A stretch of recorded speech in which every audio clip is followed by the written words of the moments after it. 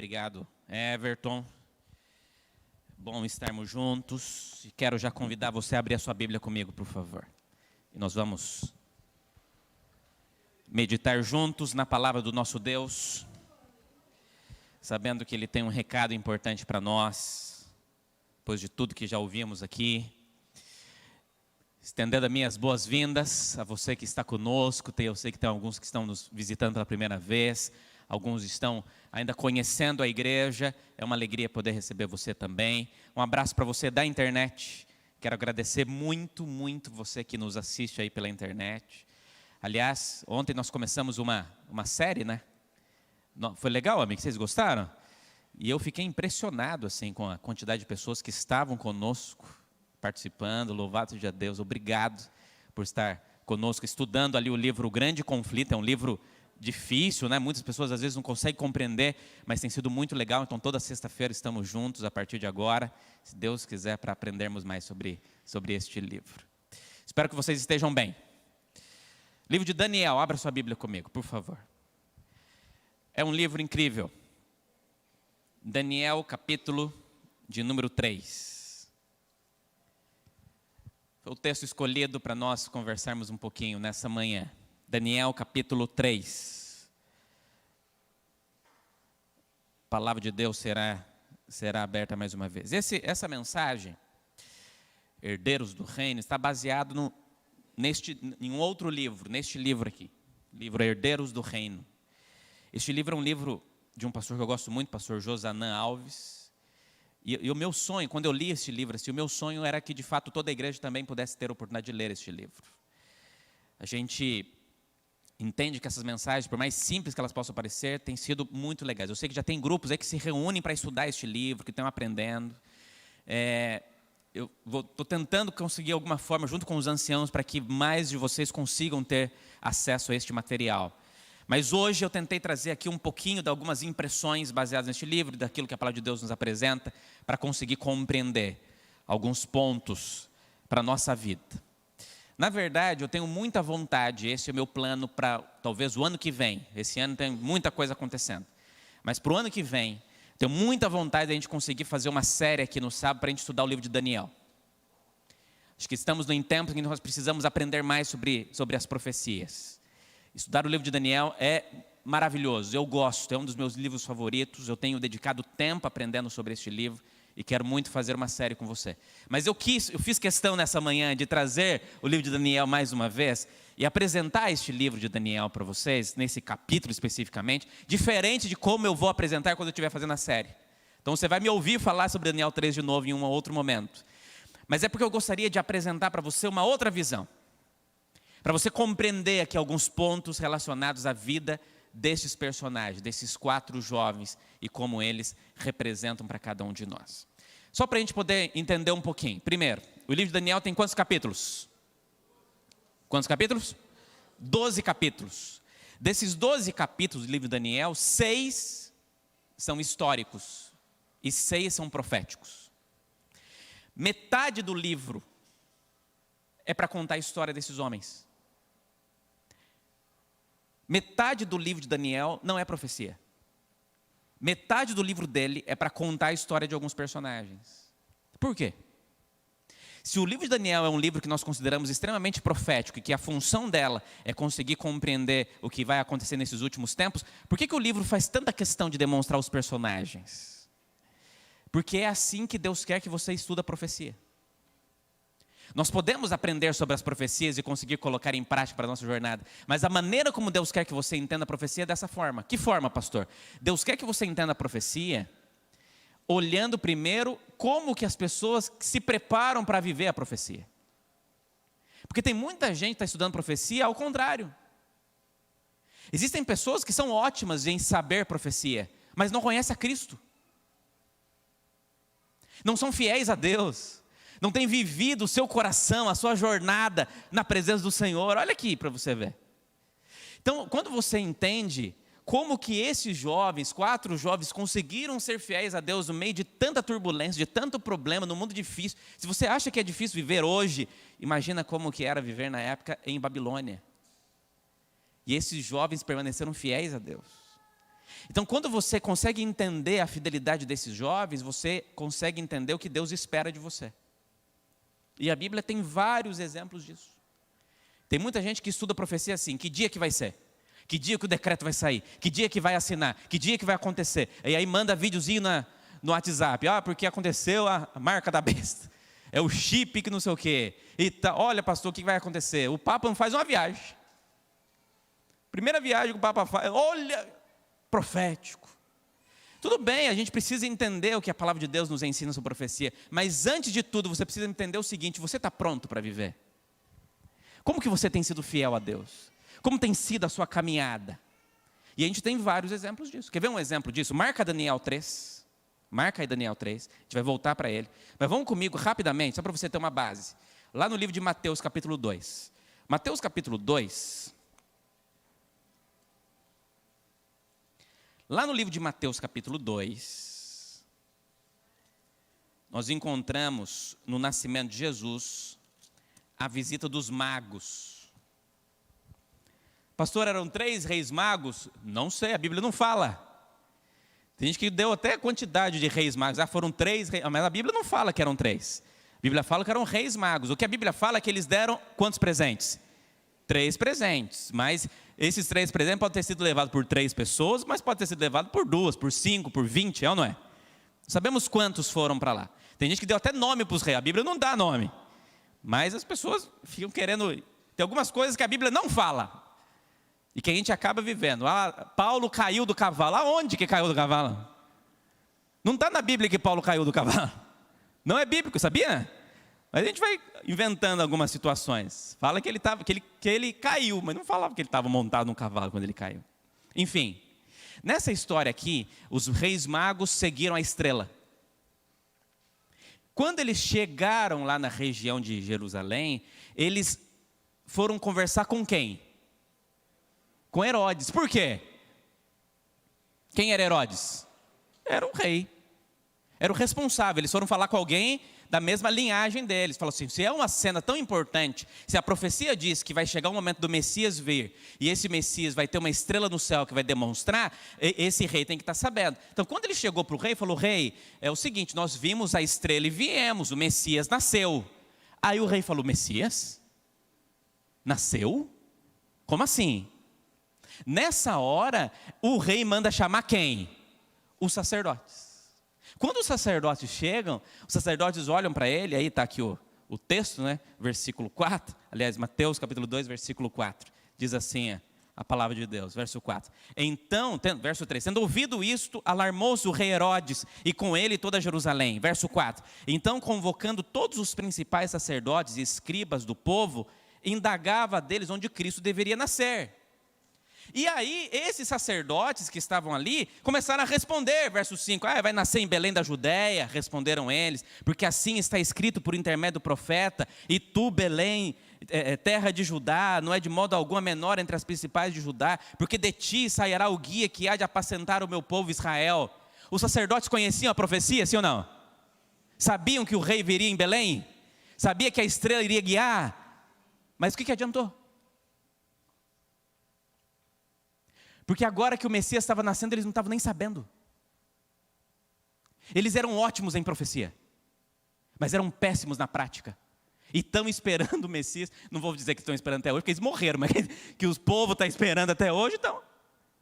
Porque eles esperam como que vai acontecer. Amigos, olha, pastor, você está dizendo que não é importante saber profecia? Não estou dizendo isso. Estou dizendo que é muito importante. Mas o que eu estou dizendo para você é que mais importante do que saber a profecia é como que você vai reagir àquilo que você sabe. Por isso que lá em Apocalipse, capítulo 1, João começa o livro dele dizendo assim: bem-aventurados são aqueles que leem, lembram? Aqueles que ouvem, mas principalmente aqueles que o quê? Guardam as palavras deste livro. Por quê? Porque o tempo está próximo. Você tem ouvido, você tem lido, mas se você não guardar, não adianta. Está claro isso aqui? Então, quando Daniel escreveu o livro dele, ele disse assim: olha, vocês precisam entender profecia, mas antes de entender profecia, vocês saibam que existe um modo de viver daqueles que sabem profecia. Tem uma maneira de como se comportar daqueles que têm a palavra de Deus. que conhecem a palavra de Deus, que saiam simplesmente da teoria e vão para a prática. Eu tenho falado isso, eu sou um defensor da teologia aplicada. Eu gosto da teologia sistemática também, acho legal, né? As filosofias da teologia e tal, não sei o quê. Legal, mas se essa teologia não for funcional para a tua vida, amigo, o que adianta você conhecê-la? Para que você sabe se a letra alfa do grego, não sei o quê, tem a perninha comprida, se você não colocar na sua vida, no seu dia a dia? Quais são as decisões que você vai colocar na sua jornada? É por isso que Deus hoje Ele quer montar o nosso coração para compreender a maneira prática de se viver. E nós encontramos isso quando nós estudamos essa profecia. O livro de Daniel, então, ele apresenta de maneira muito clara acerca deste assunto. O capítulo 3 é um capítulo muito interessante. Vamos voltar lá em Daniel capítulo 3. Só para a gente relembrar rapidamente aqui o contexto. Em Daniel capítulo 3, o verso 1 diz assim: o rei Nabucodonosor fez uma imagem de ouro que tinha 60 côvados de altura, 6 de largura. Então levantou-a no campo de Dura, na província da Babilônia. O capítulo 3, na verdade, é um contraste ao capítulo 2 de Daniel. Porque no capítulo 2 de Daniel, Daniel interpreta o sonho de Nabucodonosor, onde ele vê uma estátua também.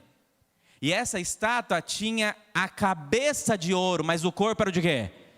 De outras coisas, era prata, era bronze. Quando chega no capítulo 3, o rei Nabucodonosor manda construir uma estátua, só que essa estátua é como? Inteira de ouro. Ele está dizendo assim, olha, a profecia diz que o meu reino vai acabar, mas eu estou dizendo que o meu reino vai durar para sempre. E aí ele constrói uma estátua inteira de ouro e manda juntar todo mundo para que pudesse adorar essa estátua. Parêntese. O capítulo 3 de Daniel só vai ser entendido quando você estuda ele baseado no capítulo 13 de Apocalipse. Porque o capítulo 13 de Apocalipse mostra características semelhantes ao capítulo 3 de Daniel. Só que no capítulo 13 de Apocalipse é profecia. No capítulo 3 de Daniel é prática. No capítulo 13 de Apocalipse mostra como que hoje em dia nós enfrentaríamos lutas para aqueles que servem a Deus. Mas no capítulo 3 de Daniel nós encontramos como nós devemos viver aqueles que se aguardam a volta de Jesus. Aqui tem algumas coisas que são muito interessantes e importantes. Qual que é o assunto principal de Daniel capítulo 3? Vou explicar para você. Na literatura judaica, quando eles queriam dar ênfase a um assunto, como é que eles faziam? Quem sabe? Quando quer dar ênfase em um assunto, como é que eles faziam? Repetiam. Se você quer dar ênfase em algo na sua casa para os seus filhos, você repete para eles, sim ou não? Se você fala uma vez só, filho, não bota o sapato aqui, não fala mais, daqui uns dias ele vai botar. É ou não é assim? Agora, se você não quer de forma alguma que ele coloque o sapato ali, você vai falar todo dia. Filho, não coloca. Mas eu já sei, mãe, mas estou falando de novo. Para você guardar. Na literatura judaica, para você saber o que era o ponto mais importante do capítulo, é o que mais se repete. O que mais se repete no Daniel capítulo 3? Vamos ver? Vou começar aqui no verso 13. Então Nabucodonosor, irado e furioso, mandou chamar Sadraque, Mesaque e Abidnego.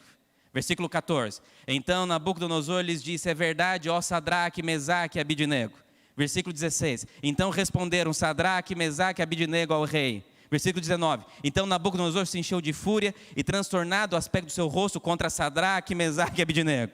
Verso 20. Então os homens mais poderosos que estavam no seu exército que se afastem a Sadraque, Mesaque e Abidnego. Verso 23. Esses 3 homens, Sadraque, Mesaque e Abidnego.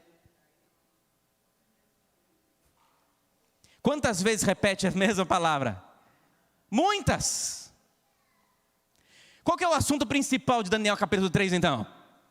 Sadraque, Mesaque e Abidnego. O assunto principal de Daniel capítulo 3 não é a estátua. O assunto principal de Daniel capítulo 3 não é a música que tocou para que eles pudessem ajoelhar. O assunto principal de Daniel capítulo 3 nem era o decreto do rei mandando ajoelhar. O assunto principal era como esses 3 jovens se mantiveram fiéis a Deus mesmo em meio a tanta pressão.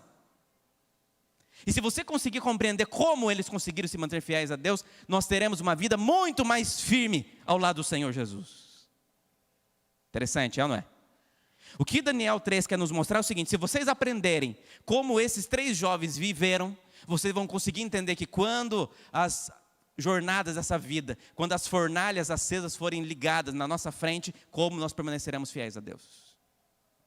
Por isso que é importante conseguir colocar em prática acerca desse assunto. Quer ver um exemplo claro? Vamos lá, para ficar ainda mais interessante. Quando, no livro de Apocalipse, João quer falar de um poder religioso que teria muito domínio sobre esses últimos dias, que reino que ele usa? Vou repetir a pergunta. No livro de João, em Apocalipse, quando João escreveu Apocalipse, e ele quer falar de um grande poder que dominaria o mundo, que ele pede, sai dela. Agora facilitou, né? Agora ajudei. Qual reino que ele usa como exemplo? Qual reino? Mas Babilônia existia na época de João? Sim ou não? Não, Babilônia já tinha sido destruída há muitos anos. Está claro até aqui? Então, por que quando ele fala lá em Apocalipse, olha, cuidado com a Babilônia, por que ele cita essa nação? Poderia citar outras, não poderia não? Poderia citar o Egito? O que mais que perseguiu o povo de Deus? Os filisteus, a Síria, Roma. Mas ele cita Babilônia. Por quê? Porque ele diz assim, ó, se você quer entender como que vai ser o poder dos últimos dias, entenda como foi na época de Daniel. Se você entender como foi a Babilônia de Daniel, você vai entender como será a Babilônia hoje. Você quer ver um exemplo? Como era a Babilônia da época de Daniel? A Babilônia da época de Daniel, preste bem atenção. Hoje é uma aula aqui. Eu estou no modo aula, vocês estão percebendo, né? Depois de ontem eu empolguei, tá vendo? Meu modo aula. Na lista, preste bem atenção. Na Babilônia da época de Daniel, Babilônia não chegava numa cidade para dominar matando as pessoas. Ele só matava, Babilônia só matava se resistisse. Quando eles chegavam com seu exército poderoso, a função deles não era matar, era escravizar. Só que quando eles chegavam na nação, eles não levavam primeiro os mais fortes ou os mais guerreiros para a Babilônia. Quem que ele levava primeiro? Os mais o quê? Inteligentes. Babilônia naquela época, quando chegava numa cidade, quando a Síria chegava, ela matava o que tinha de matar, botava o seu exército ali e dominava. Babilônia não, Babilônia chegava e falava assim, quem são os melhores de vocês? Quem são os mais preparados, os mais inteligentes, os mais capazes? E eram esses que eles levavam primeiro. Quando Daniel vai com seus amigos para a Babilônia pela primeira vez, eles eram os melhores de Jerusalém. Eram fora de sério os três. Aliás, os três não, né? Os quatro. Quando eles são levados, no meio do caminho, o exército babilônico também não era muito educado, levava ali de maneira meio hostil, mas no meio do caminho, como é que esses jovens imaginavam que seriam a vida deles lá em Babilônia? Eles pensavam assim, quando a gente chegar lá, nós vamos ser torturados. Quando chegar lá, nós vamos ser presos. Quando chegar lá, nós vamos ser chicoteados. Só que, para surpresa deles, quando eles chegarem em Babilônia, o que tinha preparado para eles? Um banquete. Porque a função de babilônica da época de Daniel não era perseguir, era confundir. Porque a partir do momento em que você é bem tratado, você abaixa a guarda. Então, na hora que eles chegaram e eles falaram assim, qual é a cadeia que a gente vai? Ele falou, não, você não vai para a cadeia, não, você vai para o palácio. Palácio? É. E está aqui uma mesa preparada para vocês, podem comer à vontade. Está claro aqui? Quando esses jovens chegaram, poxa, eles passaram 40 dias no deserto andando. Mais de 1.000 quilômetros de distância de Jerusalém até a Babilônia. Chegaram morrendo de fome, mas tinha ali um banquete preparado para falar assim, olha, o mais importante agora. Talvez eles poderiam pensar assim, Deus vai entender. Deus não vai levar em consideração. Mas naquele momento, aqueles jovens decidiram que eles tinham princípios fundamentais. E esses princípios poderiam mantê-los cada vez mais firmes na presença de Deus. Porque Babilônia não começa perseguindo, Babilônia começa confundindo. É por isso que até hoje o diabo quer as pessoas também preparadas. Por isso que ele tenta entrar nas universidades. Ele tenta entrar nas melhores instituições do país, do mundo. Para conseguir trazer para ele pessoas de bom intelecto. Também para poder ajudar, para serem influentes para outras pessoas. Agora, o que vai manter você firme aos seus princípios? O que mantém? Nesse livro, o pastor Josadan conta uma história que eu achei interessante. Ele conta que tinha um jovem que fazia medicina veterinária, ele era de Pernambuco, e ele fazia medicina veterinária, acho que em Garanhuns, que é uma cidade do interior de Pernambuco. E aí, a família deles foi para lá e tal, alugar um local para ele ficar, para fazer faculdade, e aí resolveram colocá-lo para morar numa pousada. E lá no Nordeste, mais forte do que o carnaval, o carnaval é muito forte em Salvador, mas no interior do Nordeste, mais forte que o carnaval é uma outra festa, São João. Eu já fui muitas vezes orador de São João, porque os retiros de São João é mais forte do que retiro de carnaval. Retiro de carnaval, se você não for de Salvador, você não vai ter muito problema. Mas o São João nordestino, quem é do Nordeste aqui sabe, é forte. E aí o pessoal vai para os interiores, amigo, e a festa é dias. E aí ele estava estudando na cidade, e era São João. E ele estava na pousada, ele morava numa pousada adventista, fiel a Deus, os princípios de Deus. Numa sexta-feira à noite, estava no meio da festa, ele foi jantar, porque ele morava nessa pousada, porque era mais barato, assim, tinha as refeições e tal. Ele foi jantar na pousada, sexta-feira, ele jantou, e a pousada estava lotada de jovens, tinha um monte de moça, tinha uns rapazes e tal, estava lotado de jovens. E ele pegou o pratinho dele, sentou sozinho lá no cantinho, botou o pratinho dele ali e começou a comer. No que ele começou a comer e tal, o pessoal olhando e dando risada, o pessoal rindo alto, todo mundo festeiro, tudo arrumado para ir para as festas, passar a madrugada em festa e tal. Ele comeu rapidinho, voltou para o quarto, foi trocar de roupa para dormir. Daqui a pouco, bateram na porta do quarto dele. Na hora que ele abriu a porta, tinha uma moça na porta do quarto, falando assim: oi, tudo bem? Ele, tudo. Olha, eu não sou daqui, meu nome é fulano de tal, e eu vi você jantando lá, achei você tão bonito. E eu vim para cá para poder passar essa festa, e eu gostei tanto de você, que eu gostaria de passar a noite com você. No seco, assim, não tinha nem manteiga, no seco. O cara olhou assim e falei: eita pai. Ele sozinho, morando sozinho, universitário, hormônio à flor da pele, o hormônio não aceita Jesus, o hormônio é forte. E ele olhou aquela cena. Aí ele falou assim: moça, desculpa. Eu não vim para a festa. Eu moro aqui. Eu estudo em Garanhuns. Então eu estou aqui por um princípio. E eu tenho um princípio. Então me desculpa, mas eu não quero que você venha passar a noite comigo. E fechou a porta.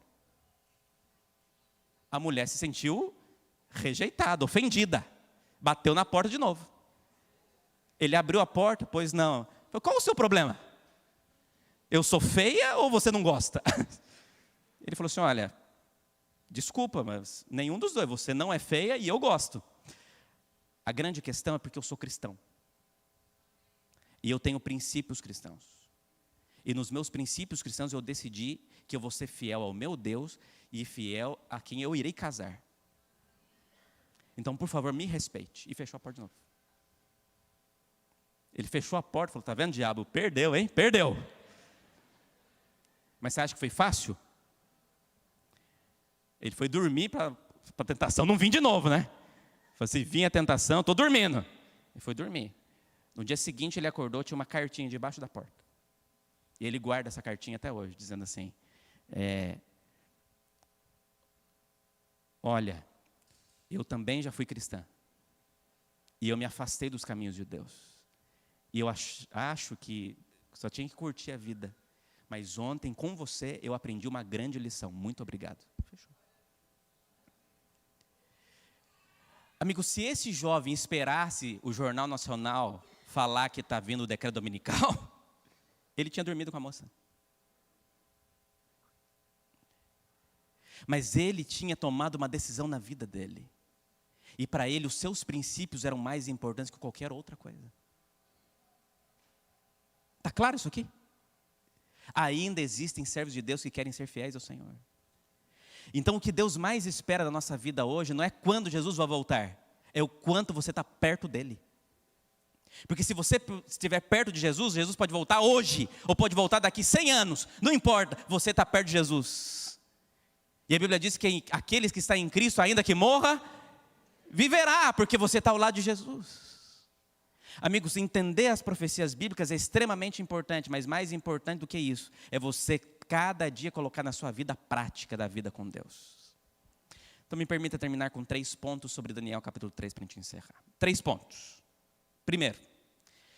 Primeira coisa que me chama muita atenção neste livro, está relacionado a quando esses jovens decidiram ser fiéis a Deus. Quando? Quando que eles decidiram se colocar a sua vida em prática com Deus? Uma coisa eu sei, não foi na hora. Ou você acha que foi na hora? Quando eles receberam o comunicado de que eles deveriam ir até um local, uma planície, e lá eles deveriam se colocar em pé, e na hora que tocasse a música eles tivessem que se ajoelhar, se eles tivessem que esperar esse momento, você acha que eles tomariam a decisão? Então quando que eles decidiram ser fiéis a Deus? Não foi na hora. Amigo, não adianta você esperar ser fiel a Deus na hora, você tem que decidir antes. Você não acha que você vai conseguir se manter fiel a Deus meia-noite agarrado com a sua namorada? Você não vai conseguir. Você tem que decidir antes. Não basta esperar a situação acontecer para você tomar uma decisão, é antes que você tem que decidir. Então, quando eles estiveram indo para a cena, para conseguir viver aquele momento, eles já tinham decidido no seu coração que eles permaneceriam fiéis a Deus. Quando eles decidiram isso? Volta um capítulo aqui, vai lá no capítulo 1. Capítulo 1, versículo 8. Capítulo 1, versículo 8 diz assim: resolveu Daniel, e aqui eu acrescento, resolveu Daniel e os seus amigos. De que maneira? Firmemente. O quê? Não se contaminar com as finas iguarias do rei, nem com o vinho que ele bebia. Então pediu ao chefe dos eunucos que lhe permitisse não se contaminar. Amigos, quando eles chegaram em Babilônia, eles falaram assim: aqui nós vamos decidir firmemente permanecer fiéis a Deus. E eles tinham motivos para não permanecer fiéis a Deus. Poxa, eles estavam em terra estranha, longe da família, mas eles tinham princípios no coração que levaram ele para a eternidade. Eles não eram cristãos culturais, eles eram cristãos reais. Eles não eram cristãos só porque eles iam para a igreja. Eles eram cristãos porque eles tinham princípios fiéis no coração deles, queriam mantê-los para sempre. Agora, não foi uma cena fácil. Imagina a cena, tocou a música, todo mundo se ajoelha e os 3 ficam em pé. A primeira pressão que eles começaram a receber não foi dos soldados. A primeira pressão foi dos próprios judeus que estavam ajoelhados. Que começaram a olhar para os 3 e falaram assim: ei, vocês não ouviram a música não? Já tocou a música, vocês ouviram que tocou a música? Ouvimos. Vocês não vão ajoelhar não? Nós não vamos ajoelhar. Mas que isso? Olha, a fornalha está acesa. Vocês querem morrer? Vocês acham que Deus quer que vocês morram? Vocês acham que não é melhor vocês serem fiéis vivos do que mortos? Olha, vocês vão atrapalhar a nós. Eles vão vir atrás de nós. Vocês estão querendo ser os diferentões. Olha, todo mundo ajoelhou. Deus entende, você está ajoelhando com o joelho, mas o coração está servindo a Deus. Já ouviu gente falar assim, não? O importante é o coração. Mas naquele momento não era importante só o coração. Era importante a postura deles, aquilo que eles representavam, a firmeza de caráter que eles tinham que ter. E é interessante esses 3 jovens, porque eles falaram assim: nós permaneceremos fiéis a Deus, porque eles já tinham decidido isso antes. Tem um autor que eu gosto muito que diz assim, ó: a fogueira, os fogos da perseguição não produzem mártires, revelam mártires. Deu para entender não? Os fogos da perseguição não produzem mártires, revelam aqueles que já estavam dispostos a entregar a vida por uma causa. Aqueles jovens, eles já sabiam que o mais importante para eles era conseguir viver fiel a Deus. Deixa eu fazer uma pergunta para você hoje aqui. Se surge amanhã um decreto proibindo você de ler a Bíblia, como que você sabe que você vai manter fiel a Deus ou não? Como que você sabe? Como? Simples. Como que você lê a Bíblia hoje que não é proibido? Se hoje que não é proibido você tem dificuldade de ler a Bíblia, você acha que quando for proibido você vai ler? Entendeu ou não? É só uma ilustração, mas para você conseguir compreender. Vou dar um outro exemplo. Quando for proibido, e isso vai acontecer, quando for proibido guardar o sábado, como é que você sabe que você vai permanecer fiel a Deus? Em como você está guardando este sábado, porque hoje não é proibido. Se hoje você tem dificuldade de servir a Deus e guardar o sábado como deveria, como é que você acha que você vai guardar quando for proibido? Está claro, amigos? O primeiro ponto que nós precisamos entender sobre a fidelidade a Deus é quando nós decidimos, quando as coisas vão de fato acontecer. Amigos, o problema não é a fornalha, o problema é o joelho do crente. O problema não é Satanás tentar, é você aceitar a tentação. E isso aqui é um ponto para a gente poder guardar. Segundo ponto. No segundo ponto, existe uma clara diferença no Daniel capítulo 3, relacionado na religião dos amigos de Daniel e na religião de Nabucodonosor. Vamos ler esse texto, versículo 14 e versículo 19, diz assim: então, guarda aí comigo, Daniel capítulo 3, 14. Falou Nabucodonosor e lhe disse: é verdade, ó Sadraque, Mesaque e Abidnego, que vós não servis a meus deuses, nem adorais a imagem de ouro que levantei. Qual palavra que Nabucodonosor usou aqui? Servis, correto? Verso 19. Então Nabucodonosor se encheu de fúria e, transtornado o aspecto do seu rosto contra Sadraque, Mesaque e Abidnego, ordenou que se acendesse a fornalha 7 vezes mais do que costumava. Então aos homens mais poderosos que estavam ali no seu exército. E em algum momento os 3 amigos olham para aquele rei e dizem assim: porque nós, o Deus que nós servimos. A religião de Nabucodonosor, de acordo com Daniel capítulo 3, era a religião baseada no engessamento. A religião do senta, levanta, e só isso. A religião dos 3 amigos era muito mais profunda do que isso. A religião deles não dependia da igreja, não dependia de pastor, porque eles não tinham mais. A religião desses 3 jovens, a espiritualidade deles, não dependia de simplesmente eles irem para o culto ou não. A espiritualidade deles dependia muito mais em como que eles podem fazer para viver no dia a dia a prática ao lado do Senhor.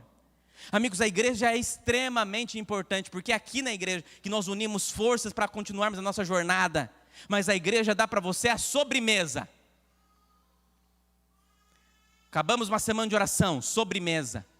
Tivemos um lindo louvor, sobremesa. O arroz com feijão é na tua casa. É como que você vive no dia a dia. É na sua luta diária. É a busca pelo poder do Espírito Santo. São os seus hábitos espirituais. Ah, pastor, eu quero orar todos os dias quando eu acordo. Mas se eu acordar atrasado, eu não oro. Eu quero orar todos os dias quando eu acordo. Mas se estiver chovendo. E a gente começa a colocar algumas circunstâncias, baseando a nossa fé numa religião engessada ou numa religião prática. Amigos, Deus não quer ser aquele Deus simplesmente de sábado de manhã. Deus quer ser o Deus que te acompanha no seu dia a dia, na sua jornada. Só um parênteses aqui importante. Algumas pessoas me perguntaram uma vez assim: pastor, o senhor ficou muito tempo solteiro já como pastor? Fiquei 5 anos. Eu já tenho 12 anos de ministério. Desses 12 anos, 5 anos eu passei solteiro. Porque eu orava a Deus. Porque o Deus que eu acredito, Ele se importa com todas as áreas da minha vida. E eu não queria entrar no relacionamento só para falar que estava me relacionando, sabe? Eu queria entrar no relacionamento para a hora que eu entendesse que era plano de Deus para a minha vida. E eu entendi no dia que eu conheci a minha esposa. Porque o Deus que eu conheço, Ele quer fazer parte de todas as áreas. Ele quer me ajudar, me aconselhar. Ele quer fazer parte da minha vida financeira, de quando eu compro as coisas, da maneira como eu vou viver, na minha jornada diária, no meu conversar com Deus. É esse Deus prático que quer fazer parte da minha vida todos os dias. E tem mais, que eu acho interessante para a gente conseguir entender também. Se você olhar o verso 15 do capítulo 3, diz assim: agora, pois, estáis dispostos, e quando ouvirdes o som da trombeta, do pífaro, eu vou acender de novo a fornalha para vocês ajoelharem. E aí o verso 16, os 3 jovens respondem. Respondeu então Sadraque, Mesaque e Abidnego ao rei: ó Nabucodonosor, quanto a isso não necessitamos de responder. Se o nosso Deus, a quem servimos, quiser nos livrarmos, Ele nos livrará da fornalha de fogo ardente das suas mãos. Se não, fica sabendo, ó rei, que não serviremos aos teus deuses, nem adoraremos a imagem de ouro que levantaste. Amigos, esses 3 jovens aqui dão respostas maravilhosas, porque eles estão dizendo aqui que eles não precisam que Deus realize algo para eles permanecerem fiéis a Deus. Porque na religião de Nabucodonosor, Deus só é Deus se livrar. Mas na religião dos amigos, mesmo que Deus não livre, Ele vai continuar sendo Deus. Eles tinham plena convicção de que Deus é soberano. E se Deus quisesse livrar, livraria. Mas se Deus não quisesse, eles morreriam ali. Porque alguns Deus livrou, alguns Deus não livrou. E assim é a nossa jornada. Não sei os motivos de Deus. Agora uma coisa eu sei: aqueles que permanecerem fiéis ao Senhor não morrem, vivem para sempre. E eles tinham essa certeza no coração. Interessante. Terceiro e último ponto. Daniel capítulo 3, versículo 25 e 26. Diz assim: Então tornou ele e disse: Eu, porém, vejo 4 homens soltos, que andam passeando dentro do fogo sem nenhum dano. E o aspecto do quarto é quem? Semelhante a um filho dos deuses. Isso aqui me emociona. O próprio Jesus desceu do céu e andou com ele no meio da fornalha. Querida igreja de Botafogo, nessa manhã de sábado, em nome de Jesus, o Deus que nós servimos é real. Ele anda conosco de verdade. Ele leva a sério. O 4º homem da fornalha era o próprio Filho de Deus, que estava andando com eles no momento de maior angústia e dor. Mas naquele momento, Cristo era tudo o que eles precisavam. Amigos, o nosso Deus é real. É real. Agora o que mais me chama a atenção é que no versículo 26, então se chegou Nabucodonosor à porta da fornalha, sobremaneira acesa, e disse: Sadraque, Mesaque e Abidnego, servos do Deus Altíssimo, sai e vinde. Então Sadraque, Mesaque e Abidnego saíram do meio do fogo. Nabucodonosor olhou para dentro da fornalha e viu quantas pessoas? 4. Mas na hora que ele chega na porta da fornalha, ele chama quantos? Por que ele não chamou o quarto? Se ele tivesse chamado, o quarto viria? Viria para se encontrar com ele, sim ou não? Viria. Porque o maior sonho de Jesus é se encontrar com seus filhos. Mas naquele momento, Nabucodonosor viu o milagre, mas teve medo de se envolver. Queridos, nós temos visto milagre na vida de outros, mas eu te garanto que Cristo quer fazer um milagre na tua vida hoje. Mas você tem que chamar. Você tem que parar de fugir. Você tem que parar de fugir, amigo. Você tem que abrir os seus braços e entender: Senhor, estou aqui. Estou aqui. Amigo, nosso Deus é real. Ele quer te encontrar. Ele quer te encontrar na tua madrugada, te fazer emocionar na presença dEle. Deus quer ter encontros contigo durante esse sábado, nesta igreja, na sua casa, no seu trabalho. Não existe sensação mais gostosa do que sentir a presença de Deus, sabe? E Ele quer se manifestar pertinho da tua vida, te fazer se emocionar, as lágrimas saírem, te arrepiar porque você está do lado dEle. Ele gosta de te acompanhar, Ele quer fazer e sentir você acolhido e salvo pelas mãos dEle. Mas você tem que pedir essa presença. Querida igreja de Botafogo, em nome de Jesus, para de fugir. Para de fugir de Deus. Para de fugir da presença dEle. E decida ser fiel hoje. Ser fiel em todas as áreas. Ser fiel no pouco. Ser fiel no pouco. Porque quem for fiel no pouco, sobre o muito, Deus vai colocar você. Nós vamos ouvir uma música agora. Enquanto você escuta Guilherme louvando ao Senhor, eu gostaria de fazer um convite para quem quer ser fiel hoje. Meu convite é direto. Eu preciso renovar a minha fidelidade a Deus. Eu preciso manter fiel os princípios que Deus colocou na minha vida. Eu preciso guardar a palavra de Deus no meu coração para não pecar contra o Senhor. Eu preciso ser mais forte para vencer as tentações. Eu preciso do perdão de Deus que restaura, que renova, que dá nova vida. E se você quer dizer isso hoje para Deus, enquanto você escuta essa música, fique em pé e eu vou orar. E hoje, se ouvirdes a voz do Senhor, não endureçais o vosso coração.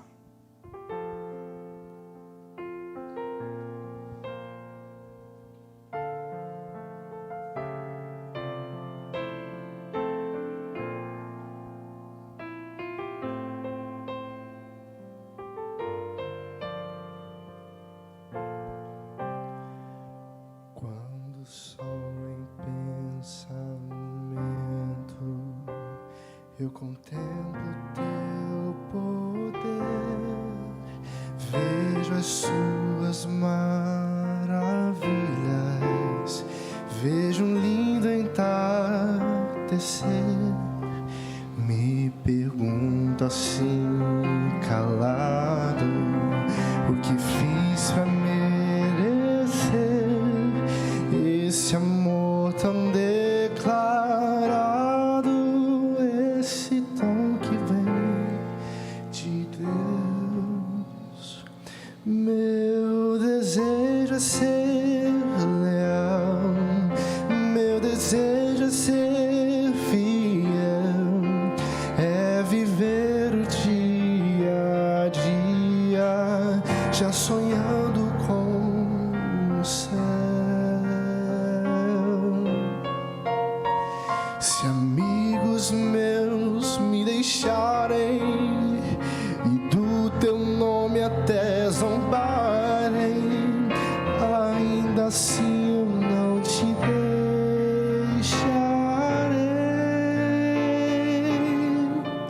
E como fez Jacó, eu não te deixarei, se não me abençoares, Senhor.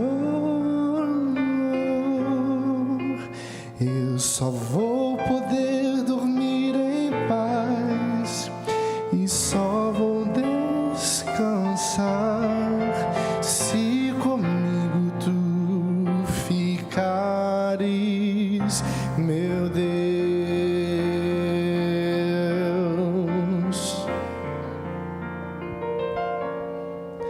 Só o brilho dos teus olhos é capaz de devolver a esperança já perdida, a vontade de viver. Só teu braço tão amigo é capaz de me envolver no calor do teu abrigo, onde eu posso me esconder. Meu desejo é ser leal, meu desejo é ser fiel, é viver o dia a dia, já sonhando com o céu. Se amigos meus me deixarem e do teu nome até zombarem, ainda assim eu não te deixarei. E como fez Jacó, eu não te deixarei, se não me abençoares, Senhor. Eu só vou poder dormir em paz e só vou descansar se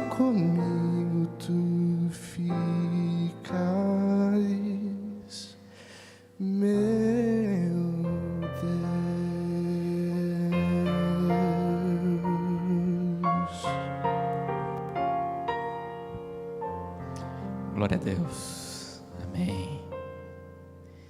Que o Senhor traga essa paz, que você consiga ter essa paz no seu coração. Uma vez eu ouvi um sermão sobre profecia, sobre perseguição, que foi tão duro, tive tanto medo que eu fiquei 3 dias sem dormir, com medo. Mas hoje eu tenho esperança em Jesus, porque eu sei que o meu Deus anda comigo, e com Ele você não precisa temer nada. Grande Deus,